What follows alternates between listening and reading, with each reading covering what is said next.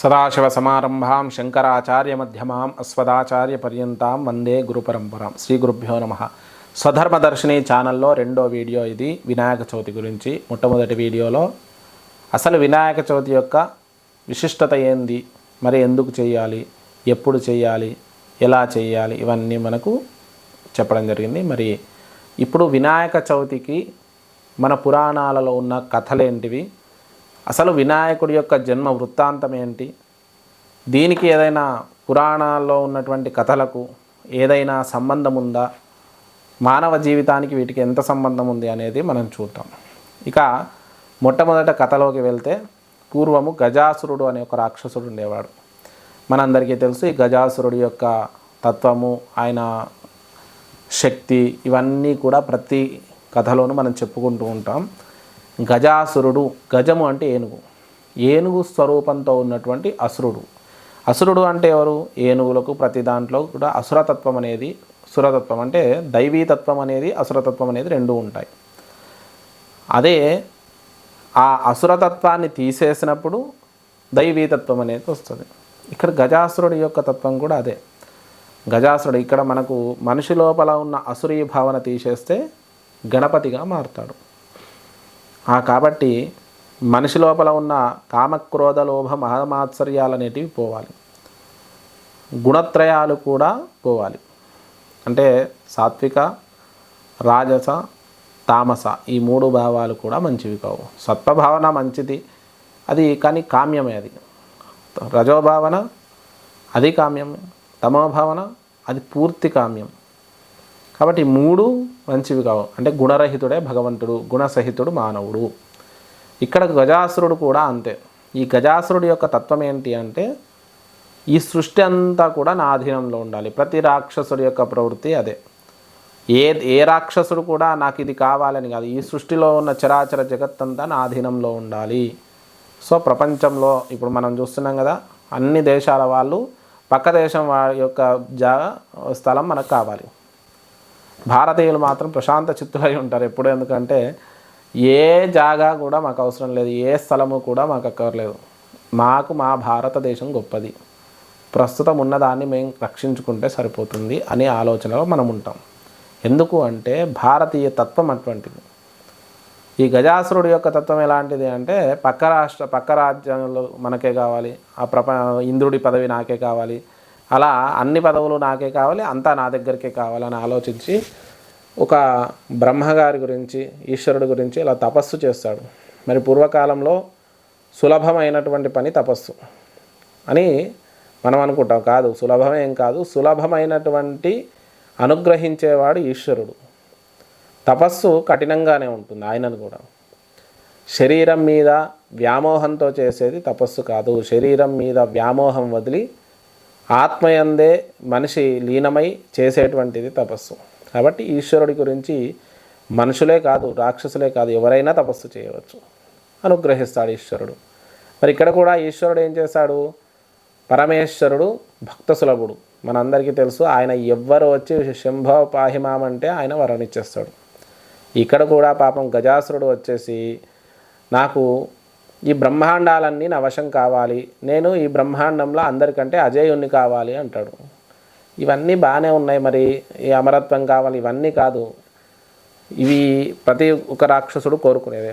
ఇంకా ఏదైనా ఆలోచిద్దామని చెప్పేసి గజాసురుడు కొత్తగా ఆలోచిద్దామని చెప్పేసి, పరమేశ్వర ఈ లోకాలన్నీ కూడా నీ వశమయ్యి ఉంటాయి, ఈ సృష్టిలో ప్రతిదీ కూడా ఈశ్వరమేమే. అంటే శివునాగ్ని లేనిది చీమైనా కుట్టదంటారు కదా, లోకాలన్నిటికీ రక్షకుడైన వాడివి నీవు. కాబట్టి నీవు నా ఆధీనంలో ఉంటే ఈ లోకాలన్నీ నా ఆధీనంలో ఉన్నట్టే కదా. కాబట్టి నువ్వు నా శరీరంలోని, నా ఉదరంలో నివసించు స్వామి అని చెప్పి కోరుకున్నాడు. పరమేశ్వరుడు భక్త సులభుడు. మరి లోక కళ్యాణం జరగాలి, లోక కంటకులు పోవాలి, కాబట్టి దానికి హేతు అయితే ఉండాలి కదా. కాబట్టి శివుడు ఆయనే సృష్టిస్తాడు, ఇలాంటి వాటన్నింటికి కూడా కారకుడు ఆయనే, మళ్ళీ వీటన్నిటిని తనలో లయం చేసుకునేవాడు ఆయనే. కానీ ఇక్కడ మనం చూసుకుంటే ఆ గజాసురుణ్ణి హేతుగా చేసి ఆయన ఉదరంలో నివసించాడు.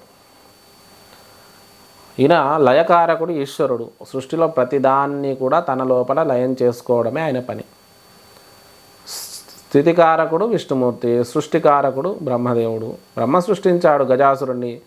ఆయన ఉదరంలో నివసించాడు. ఆయన లయం చేయాలి కాబట్టి ఆయన కోరికను తీర్చాడు. ఎప్పుడైతే కోరిక ఉంటుందో లయం అనేది తప్పకుండా ఉంటుంది. ఇక్కడ మనం చూసుకుంటే స్థితికారకుడు శ్రీ మహావిష్ణువు. ఆ మహావిష్ణువు చెల్లెలే ఆ శ్రీ నారాయణీదేవి, ఆ పార్వతీదేవి. ఈ విషయం తెలుసుకుందామే.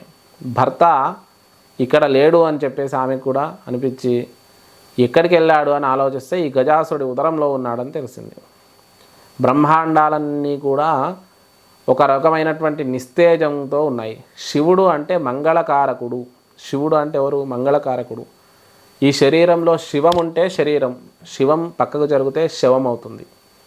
కాబట్టి మంగళకారకుడైన వాడు లోపల ఉన్నాడు. బయట ఉంటే బ్రహ్మాండాలన్నీ మంగళకారకమవుతాయి. ఆ యొక్క గజాసురుడి యొక్క ఉదరంలో ఉండడం వల్ల లోకాలన్నీ నిస్తేజంగా మారిపోయాయి. వెంటనే శ్రీ మహావిష్ణువును పిలిచి ఆ అన్నగారు కాబట్టి ఇంకా పుట్టింటికే కదా మనం చెప్పుకోవాల్సింది. అక్కడ కూడా దేవతలతో కూడా ఇలాంటి స్థితి ఉంటుంది. అంటే మనిషి జీవితంలో మనిషి జీవితానికి సంబంధించిన విషయాలతో ముడిపెడుతూ మనకు కథలన్నీ పురాణాలన్నీ కూడా చెప్పబడ్డాయి.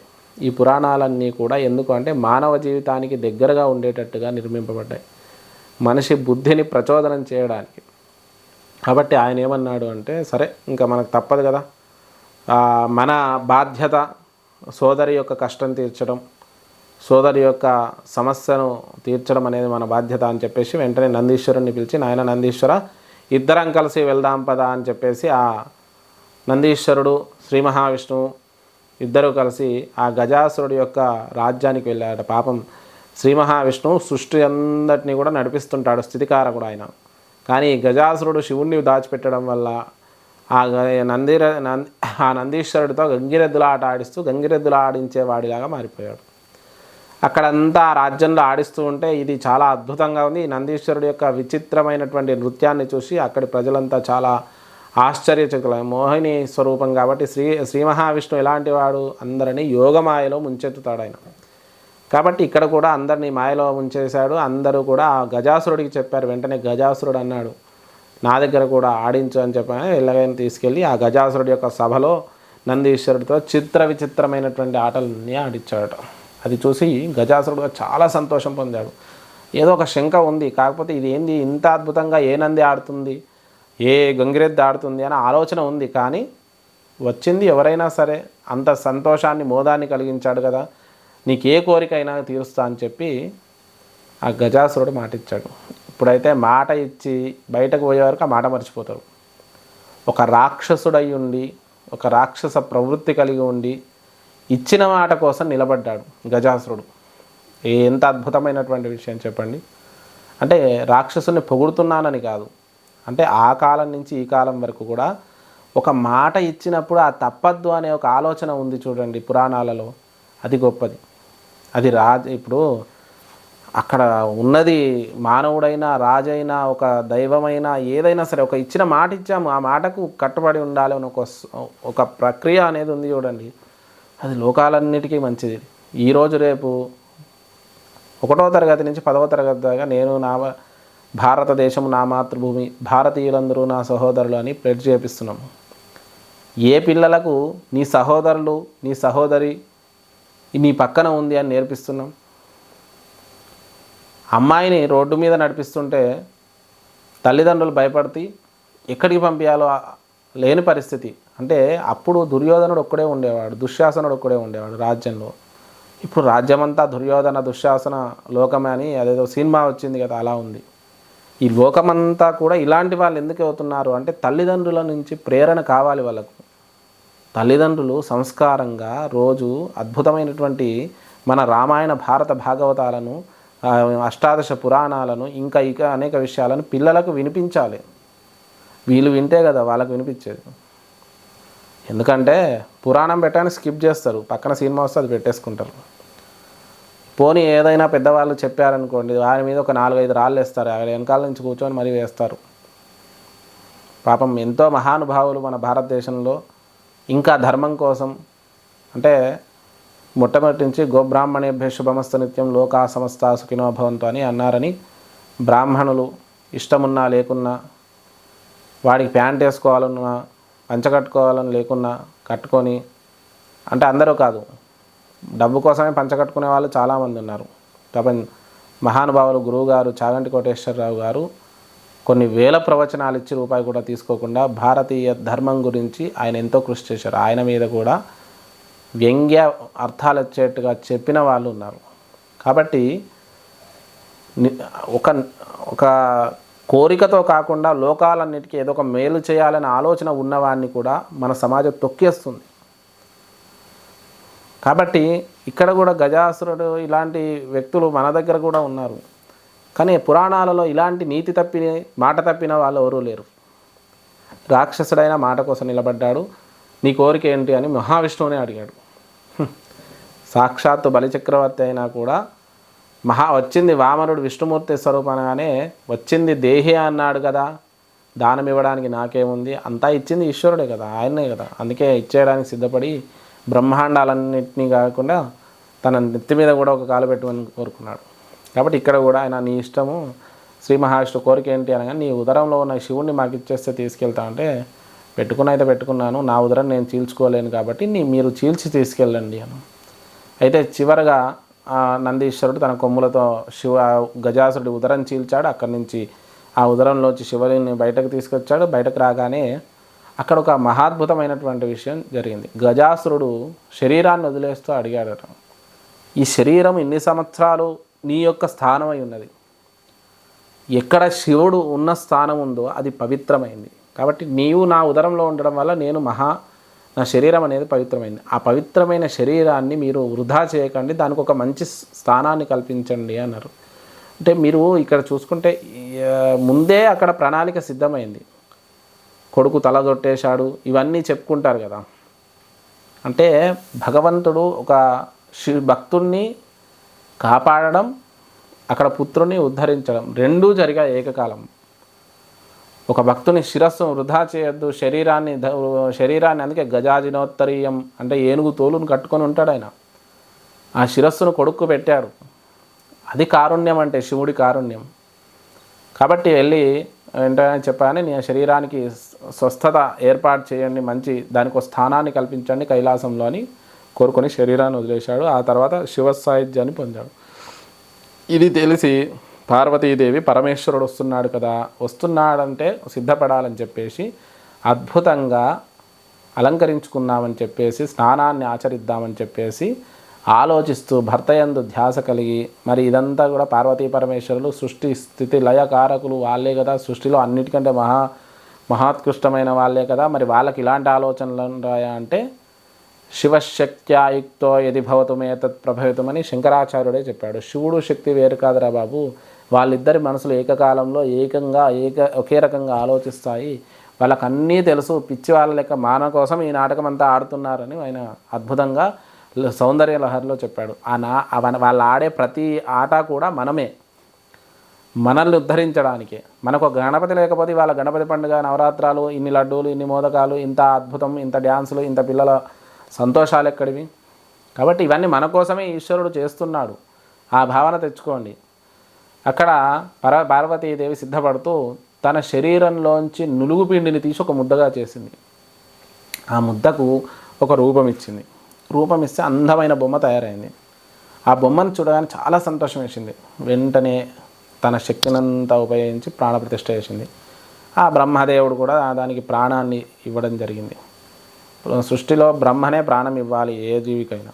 కాబట్టి ప్రాణప్రతిష్ఠ చేశాక ఆ శక్తిని ఆయన కూడా అందించాడు. అద్భుతమైనటువంటి 9 సంవత్సరాల బాలుడిలాగా పుట్టాడు. సంసారం చేస్తే పిల్లల్ని కనడం ఇవి కాదు, అయోనిజులు అంటారు వీళ్ళు. ఆంజనేయుడు కూడా 9 సంవత్సరాల బాలుడిలాగానే ఉద్భవిస్తాడు. అంజనా గర్భంలో ఉన్నప్పటికీ కూడా సద్యోగర్భం అంటారు, అది 9 గడియలు మాత్రమే ఉంటుంది. ఇది ఈ కాలంలో సాధ్యం కదా, ఆ కాలంలో సాధ్యమైంది. మళ్ళీ దాని గురించి సైన్సు మరి అదేలా సాధ్యం అని నన్ను అడగకండి, ఎందుకంటే దాని గురించి విశ్లేషించే వీడియో ఇది కాదు, అది వేరే విశ్లేషించుకున్నాం. ఇక్కడ ఆ బాలుణ్ణి కాపలాగా ఉండమని చెప్పేసి తన శక్తి ఆయుధాన్ని ఇచ్చేసి, తన శక్తితో ఆయుధాలన్నీ తయారు చేసి ఇచ్చి అద్భుతంగా పరాక్రమంగా తయారు చేసి అక్కడ నిలబెట్టింది. ఆమె వెళ్ళింది లోపలికి. పరమేశ్వరుడు వచ్చాడు. పరమేశ్వరుడు యొక్క రుద్రగణాలు, మరుద్గణాలు, ఇంద్రుడు, విష్ణువు ఇలా అందరూ ఉన్నారు. ఒక్కొక్కరు వెళ్తున్నారు, నాయన మేము లోపలికి వెళ్ళాలి అని చెప్పేసి కైలాసంలోకి ప్రవేశిద్దామంటే కైలాసంలో ఎవరికి ప్రవేశం లేదు, అమ్మగారు సిద్ధమవుతున్నారు, స్నానం చేయడానికి వెళ్ళారు, ఇప్పుడు ఎవరు నీ పర్మిషన్ అంటే వీళ్ళందరికీ ఉత్సాహం కదా. ఆ నందీశ్వరుడు భృంగీశ్వరుడు మహాపరమేశ్వరుని వద్దంటావా అని పెద్ద యుద్ధం చేయడానికి అందరినీ ఓడించాడు ఆయన. పరమేశ్వరుడితో యుద్ధానికి సిద్ధపడ్డాడు. పరమేశ్వరుడు అంటే తండ్రి కొడుకులు యుద్ధం ఏంటి అంటే అక్కడ మనము పురాణోక్తంగా ఆ కథ లింక్ లేనట్టు అనిపిస్తుంది, కానీ శివుడు శక్తి వేరు కాదని మనకు తెలుసు. అమ్మ లోపల ఉన్నదే అయ్య లోపల మనకు మానసికంగా ఏం జరుగుతుందో తెలుసు. శివుడాగ్ని లేనిదే చీమైనా కుట్టదని తెలుసు. కానీ మనందరికీ మళ్ళీ ఆలోచన ఏంటంటే శివుడు కొడుకుని ఎందుకు చంపాడు అని. అక్కడ ఏమైంది అంటే అమ్మవారి చైతన్యం ఎప్పుడైతే ఆ బాలుడిలో ప్రవేశించిందో ఆయన లోపల ఒక గుణం అనేది ప్రవేశించింది. అంటే నేను అనే ఒక అహం ఉంటుంది కదా, అంటే అదొక తామస రాజస గుణానికి సంబంధించినటువంటి గుణం. ఎప్పుడు కూడా పరబ్రహ్మతత్వము అనేది నిర్గుణంగా ఉండాలి. ఎందుకంటే అక్కడ శివశక్తుల ఇద్దరి చైతన్యం కలవలేదు, అక్కడ శక్తి చైతన్యం మాత్రమే ఉంది. శక్తి ఎప్పుడు కూడా ప్రమాదకరంగా ఉంటుంది. అందుకే కాళీ కరాళ వదన వినిష్క్రాంతాసి భాషిని, అక్కడ కాళీ కరాళ వదనంతో కాళీ రూపంగా ఉన్నప్పుడు అమ్మవారు ఆ భర్తను కూడా లెక్క చేయడం. కాబట్టి శక్తి స్వరూపం ఎప్పుడు కూడా ప్రమాదకరంగా, శివుడు లేకపోతే ఆమెకు కష్టం, ఆమె లేకపోతే ఆయనకు కష్టం. ఇప్పుడు ఈయన ఒకటే తత్వం ఉంది కదా, మరి రెండు తత్వాలు కలవాలి కదా. వెంటనే ఆ పరమేశ్వరుడు ఆ శిరస్సును తీసేశాడు త్రిశూలంతో. త్రిశూలంలో మూడు ఉంటాయి, మూడు నామాల్లాగా. ఏంటి అవి? సత్వరజస్తమ గుణాలు. ఆ గుణాలన్నింటినీ తీసేసి అప్పుడు పంపించాడు. అప్పుడు పార్వతీదేవి వచ్చాడు. కానీ ఇంకా అదంతా మనకు తెలిసిన కథనే. పార్వతీదేవి బాధపడడం, ఆ తర్వాత గజాసురుడి యొక్క శిరస్సును తీసుకొని రావడం, ఉత్తరం వైపు తలబెట్టిన వాడి శిరస్సును తెమ్మంటే రుద్రగణాలు వెళ్ళి ఆ గజాసురుడి యొక్క శిరస్సును శరీరాన్ని తీసుకురావడం. ఆ శరీరాన్ని శివుడు ధరిస్తాడు, కొడుకు తలను పెడతాడు, ప్రాణప్రతిష్ఠ చేస్తాడు, మోదమైనటువంటి సంతోషకరమైనటువంటి స్వరూపాన్ని ఇస్తాడు. ఇచ్చానే ఆయన కూడా చాలా అద్భుతంగా ఎంతో అందమైన రూపంతో ప్రకాశిస్తాడు. ఆ ప్రకాశించి తల్లిదండ్రులకు నమస్కారం చేస్తాడు. కాబట్టి అప్పుడేమైంది? శివుడు శక్తి ఇద్దరి చైతన్యం అందులోకి ప్రవేశించింది. కాబట్టి రెండు శక్తులు అద్భుతంగా కలిసిన తత్వమే గణపతి తత్వం. సర్వదేవతల అనుగ్రహంతో ఆవిర్భవించిన వాడు. హనుమ చైతన్యం ఎంత గొప్పదో దానికి కోట్ల రెట్లు. అంటే హనుమ తక్కువ అని కాదు, దీనిలో మళ్ళీ దాన్ని ఇంకో రకంగా వక్రీకరించకండి. హనుమ జీవాత్మతోటి ఈ సృష్టిలో పుట్టినవాడు, కానీ గణపతి చైతన్య స్వరూపం, ఆయన సృష్టిలోంచి ఆవిర్భవింపబడినవాడు. కాబట్టి ఆయన చాలా మహానుభావుడు. అలాగే సర్వ జ్ఞానాలను సర్వ విద్యలను నేర్చినవాడు. తర్వాత కైలాస శిఖరంలో పార్వతీ పరమేశ్వరులు ఒకరోజు కూర్చొని ఉండగా కుమారుణ్ణి పిలిచి, కుమారస్వామిని సుబ్రహ్మణ్యేశ్వర స్వామిని అక్కడ ఉన్న సభాసదులందరినీ పిలిచి, ఈ లోకాలన్నిటికీ ఒక గాణాపత్యం ఉండాలి. అంటే అప్పటి వరకు శివుడే గణపతిగా ఉండేవాడు. శివుడినే గాణాపత్యంగా పూజించేవాళ్ళు. మొదటి పూజత గణపతినే శివుణ్ణి ఆరాధించేవాళ్ళం. కానీ ఒక గాణాపత్యాన్ని ఉంచాలి అని చెప్పేసి మనకు ఇద్దరికి పరీక్ష పెడతారు. ఈ లోకాలన్నింటిలో ఉన్న సర్వతీర్థాలలో స్నానం చేసి రమ్మని. ప్రతి కథలో కూడా నీతి ఉంటుంది. నీతి లేని కథ అనేది ఈ ధర్మంలో లేనే లేదు, ప్రతి కర్మంలో. అయితే సుబ్రహ్మణ్యేశ్వర స్వామి సర్వతీర్థాలను స్నానం చేయడానికి వెళ్తాడు. ఈయనేమో పెద్ద ఉదరము, పెద్ద శరీరము, ఇంత శరీరంతో ఎలా చెయ్యాలి అని ఆలోచనతోటి ఆయన అక్కడ పరమేశ్వరుడికి పార్వతీదేవికి నమస్కారం చేసుకొని, నమాతు పరదైవతం అంటారు. తల్లిని మించిన దైవం లేదు, మాతాపితృలను మించినటువంటి జగత్తులో వేరే దైవం లేదు. కాబట్టి వాళ్ళిద్దరికే 3 ప్రదక్షిణాలు చేస్తాడు. చేసి వాళ్ళిద్దరికీ సాష్టాంగం చేద్దామంటే శరీరం పెద్దది కాబట్టి సాష్టాంగ నమస్కారం చేసుకొని ఆ తర్వాత తల్లిదండ్రులతోటి అక్కడే కూర్చుంటాడు. ఈ లోపల సుబ్రహ్మణ్యేశ్వర స్వామి అన్ని తీర్థాలు చేసుకొని వచ్చి అన్ని చోట్ల అన్న ఎదురవడం చూసి ఇదేదో మాయలాగా ఉంది అని చెప్పేసి వచ్చేసి కైలాసంలో తల్లిదండ్రులను అడగగా, అన్న నేను ఎక్కడికి వెళ్ళలేదు, తల్లిదండ్రులను మించిన దైవం లేరు కాబట్టి వాళ్ళకి ప్రదక్షిణ చేశాను. అప్పుడు ఏదో చిన్నపిల్లాడు కాబట్టి సుబ్రహ్మణ్యేశ్వర స్వామి ఉంటుంది కదా, అలిగాడని, ఆయన శ్రీశైల పర్వతానికి వచ్చాడని, అక్కడే నివసించాడని, ఇవన్నీ మనకు పురాణాల్లో చెప్తారు. అయిపోయింది. మరి అద్భుతంగా ఆ గణనాయకత్వం ఇవ్వడం జరిగింది. ఆయనకు ఉండ్రాళ్ళు, మోదకాలు, అన్ని ప్రసాదాలు తెచ్చి, పండ్లు ఫలాలు అన్నీ తెచ్చారు. అవన్నీ ఉదరం నిండా స్వీకరించాడు. తర్వాత ఆ ఉదరంతో ప్రదక్షిణం చేయబోతూ ఆ శరీరం అనేది ఆయాసంతో దమ్ము తీస్తూ ఆ తల్లిదండ్రులకు ప్రదక్షిణ నమస్కారం చేయలేకపోయాడు. అప్పుడు శివుడి శిరస్సు మీద ఉన్న చంద్రుడు అది చూసి పక్కన నవ్వాడు. ఎప్పుడైతే ఒక మనిషి యందు చెడు దృష్టితోటి నువ్వు ఆలోచించి దాన్ని పరిహాసం చేస్తావో దాని పర్యవసానం ఎంత భయంకరంగా ఉంటుంది అనేది ఈ గణపతి కథను చూసి తెలుసుకోండి. పక్కవాడు పడగానే చప్పట్లు కొడుతూ నవ్వుతావు చూడు, ఈ ఎప్పుడైతే చంద్రుడికి క్షయవ్యాధి ఎలా కలుగుతుందో మనందరికీ కూడా అదే కలుగుతుంది. అది ఆలోచించుకోండి. ప్రతి కథలో ప్రతి అడుగులో నీతి ఉంది ఈ కథలో మనకు. కాబట్టి వెంటనే ఆ పరమేశ్వరుడు అది చూశాడు. తర్వాత ఆ దృష్టి దోషం, చంద్రుడి యొక్క దృష్టి దోషం వల్ల ఉదరం చిట్లిపోయి అక్కడ నిస్తేజంగా పడిపోయాడు గణపతి. ఆ తర్వాత మళ్ళీ పార్వతీ పరమేశ్వరులు ఆ చంద్రుడిని శపించారు. క్షయవ్యాధిగ్రస్తుడు అంటే క్షయ అంటే రోగం, ఈ చేతులు అన్నీ ఇవన్నీ పుచ్చిపోవడం ఇవన్నీ జరుగుతాయి, అది క్షయవ్యాధి. కాబట్టి చంద్రుడు అంటే ఆకాశంలో ఉంటాడు కదా, ఆయన ఎలా ఉంటాడు అని అది మనకు చెప్పాను కదా, ప్రతి దాంట్లో కూడా దైవీతత్వం అనేది ఉంటుంది, అది తెలుసుకోండి. ఆ తర్వాత చంద్రుడు ప్రార్థించాడు. తర్వాత గణపతిని మళ్ళీ పునర్జీవితుని చేశారు. ఆ తర్వాత ఆ చంద్రుడు ఎవరైతే చంద్రుడిని చూస్తారో వాళ్ళకు నీలాప నిందలు కలుగుతాయని శపించారు పార్వతీ పరమేశ్వరులు. ఆ చంద్రుడు ప్రాధేయపడ్డాడు. ఈ సృష్టిలో చంద్రుడు లేకపోతే ఒకటి సూర్యుడు మనందరికీ కూడా అన్నాన్ని వృద్ధి చేస్తాడు, చంద్రుడు ఓషధులను ఉత్పత్తి చేస్తాడు. అంటే శరీరానికి వచ్చిన రోగాలు తగ్గాలంటే ఓషధి ఉత్పత్తి కావాలి, అవన్నీ కూడా చంద్రుడే చేస్తాడు. కాబట్టి ఫోటో మన అందరికీ తెలుసు కదా, చంద్రుడు సూర్యుడేమో కిరణజన్య సంయోగక్రియ అంటారు. చంద్రుడి వల్ల రాత్రిపూట పూలు వికసిస్తాయి, కలువలు వికసిస్తాయి, తర్వాత సుగంధాల చెట్టు వెదజల్లే చెట్లు వికసిస్తాయి. ఇవన్నీ ఎందుకు జరుగుతాయంటే ఇవన్నీ చంద్రుడి వల్ల కలుగుతాయి. కాబట్టి ఎవరు చూడొద్దంటే ఆయన్ను చూడకుండా బ్రహ్మాండాలు ఎక్కడుంటాయి. కాబట్టి వెంటనే మళ్ళీ క్షమించమని అడిగితే వినాయక చవితి రోజు ఎవరైతే చూస్తారో వారికి మాత్రమే నీలాప నిందలు కలుగుతాయంటారు. ఇలా నీలాప నిందలు కలుగుతాయనగానే సరే అని కొంత సంతోషించి మళ్ళీ చంద్రుడు ఆ శివుడి శిరస్సు మీద ఉండదగాడు. తర్వాత గణనాయకుడు గణాపత్యాన్ని స్వీకరించాడు. బ్రహ్మాండాలన్నీ కూడా సంతోషంతో ఉన్నాయి. అప్పుడు మరి ఈ వ్రతం చేసినటువంటి ఒక మహానుభావుడి యొక్క కథ. మహానుభావుడేంది, సాక్షాత్తు నారాయణుడే ఆయన.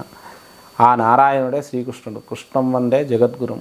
మరి ఈయననే ఉదాహరణగా ఎందుకు పెట్టారంటే లోకాలన్నిటికీ కూడా రక్షించేవాడు నారాయణుడు. ఆ నారాయణుడి ప్రీతికరమైన వాడు గణపతి. గణపతి అంటే విష్ణుమూర్తికి విపరీతమైన ప్రీతి. ఎందుకంటే మేనల్లుడు, చెల్లెలు కొడుకు అలా అనుకోండి మీరు. అలా కాకుండా ఈ బ్రహ్మాండంలో నారాయణుడికే కాదు, బ్రహ్మాండంలో ఉన్న ప్రతి జీవికి మోదాన్ని కలిగించేవాడు గణపతి. ఏనుగును చూస్తే ఎక్కడ లేని సంతోషం వస్తుంది. దాన్ని చూస్తే కొంత భయమైనా కూడా దాని దగ్గరికి వెళ్ళి అది కొద్దిగా సాత్వికంగా ఉందంటే దాన్ని మాత్రం మామూలుగా ఆడుకోం మనం. దాంతో అద్భుతంగా కేళీ విలాసాలన్నీ కూడా చూపిస్తాం. కాబట్టి ఇక్కడ కృష్ణుడు కూడా చాలా ప్రీతికరమైన వాడు గణపతి. అయితే ఒకరోజు అష్టపత్ని సమేతంగా 8 మంది భార్యలతో కూర్చొని పాలు తాగుదామని ఒక పెద్ద పాత్రలో ఇలా తీసుకొని తాగుతూ ఉంటే ఆరుబయట కూర్చొని ఉన్నాడు. ఆ రోజు చంద్రుడు ఆ పాల ఘటంలో కనిపించాడు. ఆ రోజు వినాయక చవితి. వెంటనే అనుకున్నాడు శ్రీకృష్ణుడు, అయ్యో వినాయక చవితి రోజు చంద్ర దర్శనం కలిగింది, తప్పకుండా నీలాప నిందలు కలుగుతాయి. నీలాప నిందలు కలుగుతాయి కాబట్టి మనం ముందుగా వినాయక వ్రతాన్ని చేయాలి. కాబట్టి మరునాడు పొద్దున్నే చవితి ఘడియల్లో వినాయక వ్రతాన్ని ఆచరించాడు. అష్టపత్ని సమేతంగా ఆచరించాడు. అయినా కూడా నీలాప నిందలు కలిగాయి. ఈయన ఒకరోజు సత్రాజితు అనే ఒక రాజు దగ్గరికి వెళ్ళాడు. ఆ సత్రాజిత్ ఎలాంటి వాడు అంటే సూర్యోపాసన చేశాడు. సూర్యోపాసన అంటే కఠోరమైనటువంటి సూర్యతను తపస్సు చేస్తే ఆ సూర్యుడు ఏం చేశాడు, ఒక అద్భుతమైనటువంటి మణిని ఈయనకి ఇచ్చాడు, శమంతక మణి అని. ఈ శమంతక మణి యొక్క విశిష్టత ఏంటి అంటే దీనికి బంగారాన్ని ఉత్పత్తి చేసేటువంటి చైతన్యం ఉంది. ఇది రోజు 100 బారువులు అంటే మనం 100 తులాలు అనుకోండి, 100 కిలోలు అనుకోండి, అది ఎంతో అది ఉత్పత్తి చేస్తూ ఉండేది. ఈ మణిని చూసి ఆ కృష్ణుడు ఆయన దగ్గరికి వెళ్ళగానే ఈ మణిని చూసి చాలా అద్భుతంగా ఉంది, ఈ మణి సూర్య అనుగ్రహం వల్ల కలిగింది కాబట్టి ఇది చక్రవర్తి అయినటువంటి ధర్మరాజు దగ్గర లేకపోతే ఈ రాజ్యాన్ని పరిపాలించేటి వాళ్ళ దగ్గర ఉంటే బాగుంటుంది, నువ్వు సామంతుడివి కదా, అలాంటి వాళ్ళకి ఇవ్వు, ఇది లోకాలను రక్షిస్తుంది అని చెప్తాడు. ఆయన లోకరక్షకుడు కాబట్టి ఆయన ఆలోచనలో ఆయన చెప్పాడు, నేను ఇన్ని సంవత్సరాలు తపస్సు చేసి కష్టాన్ని చేసి పొందినటువంటి ఈ మణిని నేను ఎవ్వరికీ ఇవ్వను అని చెప్తాడు. సరే ఇవ్వనన్నాడు కదా అని వదిలేసి వెళ్ళిపోతాడు ఆయన. కృష్ణుడు కొంతకాలానికి ఈ సత్రాజిత్ యొక్క తమ్ముడు శూరసేనుడు అని ఆ విచిత్రమైనటువంటి వ్యక్తిత్వం గలవాడు. ఏంటి అంటే నా అంత పరాక్రమవంతుడు లేడు అని చెప్పేసి అడవికి వెళ్ళి వేటాడదామని చెప్పేసి బయలుదేరి వెళ్దాం. వెళుతూ ఎవరైనా ఏం చేస్తారు, బాణాలను, విల్లులను, కత్తులను, గదలను ఇవి తీసుకెళ్తారు. వేటకి వెళ్ళాడు, ఏం తీసుకెళ్ళాలి? కానీ ఈ శమంతకమణిని మెడలో వేసుకొని వెళ్ళాడు. ఈ శమంతకమణి ఎర్రగా సూర్యుడి కాంతి పడగానే ఒక రక్తపు ముద్దలాగా కనిపించేది. అంటే విపరీతమైన ఎరుపు తేజస్సుతో ఉండేది. ఈయన వెళ్తూ అక్కడికి వెళ్ళగానే అక్కడ పరిస్థితి చూడగానే ఒక సింహం వచ్చింది. ఆ సింహాన్ని వేటాడదామని అక్కడికి వెళ్తూ ఉన్నాడు. ఈ లోపల ఆ సింహం చూసి అది విపరీతమైనటువంటి ఆకలితో ఉంది. ఆ మెడలో ఆ మాంసపు ఖండం అని భావించేసి ఆ మణిని కోసమని వెళ్ళి ఈ శూరసేనుని సంహరించింది. ఆ శూరసేనుని సంహరించి ఆ మణిని ఎత్తుకొని పోతామని కొంత దూరం బయలుదేరగానే అక్కడ ఒక ఎలుగుబంటి భల్లూకం, ఆ జాంబవంతుడే ఆ భల్లూకం సింహాన్ని చంపి ఆ మణిని తీసుకుని వెళ్ళి గుహలో ఉన్నటువంటి తన కుమార్తె అయినటువంటి జాంబవతికి ఇచ్చి ఆట వస్తువుగా ఇచ్చాడు. భల్లూకం అంటే ఎలుగుబంటి, దానికి ఆట వస్తువులే ఉంటాయి, దానికి ఏముంటాయి, మెడలో వేసుకోవాలి ఇలా అని ఏముండదు కదా. అదంతా చూసి తర్వాత ఆ సత్రాజిత్ ఏం చేశాడంటే, నా తమ్ముడిని చంపి ఈ మణిని కృష్ణుడే ఎత్తుకుపోయాడు మొన్న అడిగాడు కదా అని ప్రచారం చేయసాగారు. అలా ప్రచారం జరుగుతుంది. కొంతకాలం జరిగింది.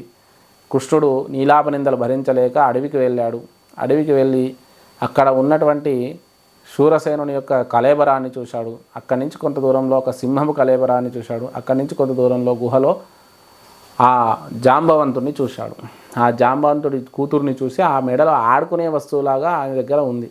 అది చూసి ఆ మణిని తీసుకోబోయాడు. ఈ లోపల జాంబవంతుడు వచ్చి ఘోరమైనటువంటి యుద్ధం చేశాడు కృష్ణునితో.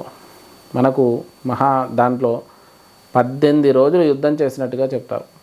18 రోజుల పాటు యుద్ధం చేసినట్టుగా చెప్తారు. మహాభారత యుద్ధం కూడా 18 రోజులే జరుగుతుంది.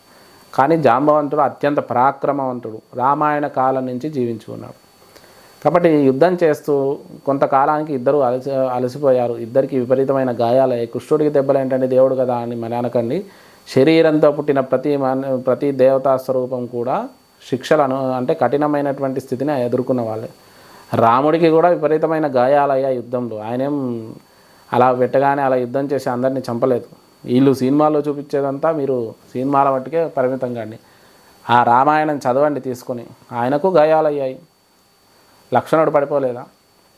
కాబట్టి ఇక్కడ జాంబవంతుడు కూడా అయితే పూర్వము రామాయణ కాలంలో జాంబవంతుడు రాముడిని చూసి, నీ పరాక్రమం చాలా గొప్పది రామా, కానీ ఈ జన్మలో నేను యుద్ధం చేయలేను, నువ్వు నా స్నేహితుడివి, నీతో ఒక్కసారి యుద్ధం చేయాలని కోరుకుంది అని అనగానే వెంటనే నీతో యుద్ధం చేయడానికి నేను మళ్ళీ వస్తాను వేరే అవతారంలో, అప్పుడు నీవు శరీరాన్ని నిర్యాణం పొందమని చెప్పడం వల్ల అప్పటి వరకు బతికుంటాడు. రామాయణం నుంచి భారతం వరకు కూడా రాముడు బతికి ఉండడం వల్ల అక్కడ యుద్ధం చేసి జాంబవంతుడితో యుద్ధం చేస్తాడు. తర్వాత జాంబవంతుడికి అది గుర్తుకొచ్చి శ్రీకృష్ణుడే రాముడని భావించి నమస్కరించి మణిని తన కుమార్తె అయినటువంటి జాంబవతిని కూడా ఇచ్చి నమస్కారం చేసుకొని శరీరాన్ని వదిలేస్తాడు. తర్వాత అక్కడి నుంచి సత్రాజిత్కి ఆ మణిని ఇచ్చేసి వెళ్ళబోతుంటే సత్రాజిత్ అంటాడు, నీ యొక్క పరాక్రమము, నీ యొక్క వైభవము, నీ యొక్క మహత్యము తెలియక తొందరపడి నోరు జారాను, కాబట్టి నన్ను క్షమించండి, తప్పకుండా నా మణిని తర్వాత నా కుమార్తెని ఇస్తానని చెప్పేసి కుమార్తెని ఇవ్వబోతే, నీ కుమార్తెని ఇవ్వు పెళ్లి చేసుకుంటాను, నాకు ఆ మణి వద్దని చెప్పేసి మణిని వదిలేసి ఆ కుమార్తెను పెళ్లి చేసుకొని మళ్ళీ ద్వారకా నగరానికి చేరుకొని నీలాపనిందలు తొలగించుకున్నాడు. గణపతి వ్రతం చేయడం వల్ల నీలాపనిందలు తొలుగుతాయి అని సాక్షాత్తు శ్రీకృష్ణ పరమాత్ముడే మనకు పురాణాల్లో చెప్పాడు. కాబట్టి మహాద్భుతమైనటువంటిది ఈ తత్వం.